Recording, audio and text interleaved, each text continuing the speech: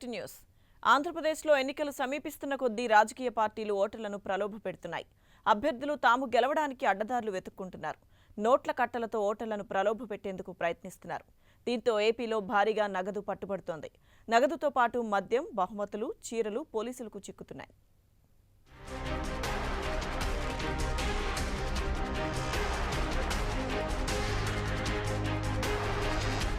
ఆంధ్రప్రదేశ్లో సార్వత్రిక ఎన్నికలకు ఈ నెల 11న పోలింగ్ జరగనుంది. పోలింగ్కు మరో 3 రోజులే సమయం మిగిలి ఉండడంతో ప్రలోభాల పర్వం మొదలైంది. అభ్యర్థులు తాము గెలవడమే లక్ష్యంగా వక్రమార్గం పడుతున్నారు. అడ్డదారులు తొక్కుతున్నారు.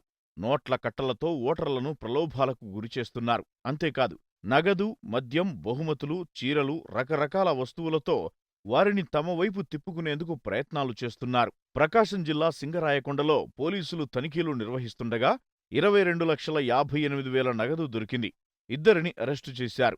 ఈ ఇద్దరు కూడా నెల్లూరు జిల్లా కోట మండలానికి చెందినవారిగా గుర్తించారు.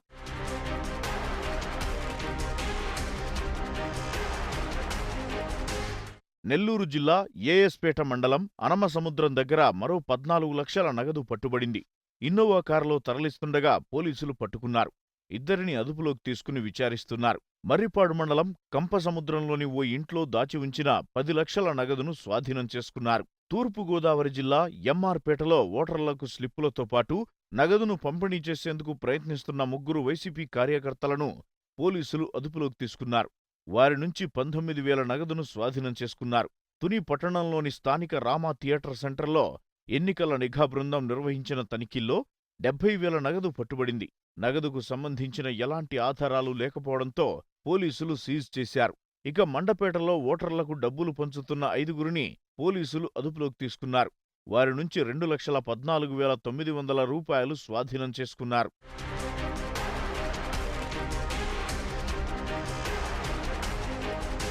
కడప జిల్లాలోనూ నగదు భారీగా పట్టుబడింది. ప్రొద్దుటూరులో 13,87,000 రూపాయలను పోలీసులు స్వాధీనం చేసుకున్నారు. కొర్రపాడు రోడ్డులో పత్తి మిల్లులో పనిచేస్తున్న కొప్పారపు రమేష్ నుంచి 9 లక్షల నగదు స్వాధీనం చేసుకున్నారు. ప్రకాష్ నగర్లో ద్విచక్ర వాహనంపై తీసుకెళ్తున్న 4,85,000 నగదును స్వాధీనం చేసుకున్నారు. అనంతపురం జిల్లా గుత్తి మండలంలో జనసేన అభ్యర్థి మధుసూదన్ గుప్తా తరపున ఓటర్లకు డబ్బులు పంపిణీ చేస్తున్న 2 కార్యకర్తలను పోలీసులు అదుపులోకి తీసుకున్నారు.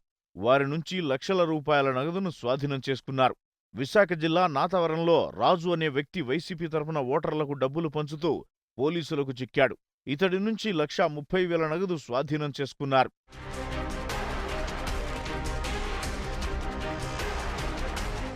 నగదుతో పాటు ఏపీలో మద్యం కూడా ఏరులై పారుతోంది.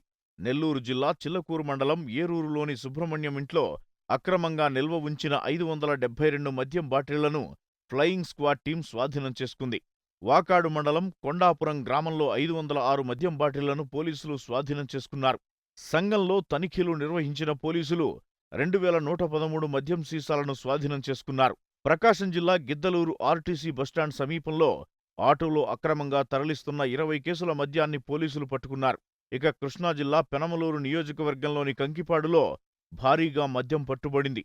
గుడివాడ నుంచి ఆటోలో మద్యం వస్తుందన్న సమాచారంతో పోలీసులు తనిఖీలు నిర్వహించారు.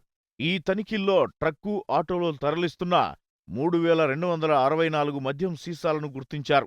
డ్రైవర్ను అదుపులోకి తీసుకుని మద్యాన్ని సీజ్ చేశారు.